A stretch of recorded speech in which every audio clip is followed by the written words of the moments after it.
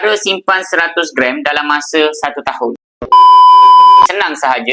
Bila kita nak mulakan tabungan emas ni, kita kena buat target. Jadi cara nak buat target ni senang je. Buka calculator. Okey, tuan-puan cakap tadi nak simpan 100 gram. Nak simpan 100 gram ni dalam tempoh berapa lama? 1 tahun. 1 tahun ni ada berapa bulan? Ada 12 bulan. Jadi kita ambillah dekat sini 100 bahagi dengan 12. Nampak tak? Setiap bulan kita kena simpan 4.3 gram. Jadi, nak lebih senang, genapkan sahaja 8.5 lah. 8.5 darab dengan 12. Okey, tuan-puan simpan setiap bulan 8.5 gram emas. So, setahun, habis tahun 2025 nanti, tuan-puan akan ada 102 gram. Ataupun tuan-puan cakap tak naklah 8.5, nak simpan 9 gram. So 9 darab dengan 12, dapatlah 108 gram. So nanti bila simpanan emas kita dah ada 100 lebih, pada ketika tu nak keluarkan yang 100 gram pun boleh lah, tak ada masalah. Faham tak? Kalau faham boleh komen jelas kat bawah.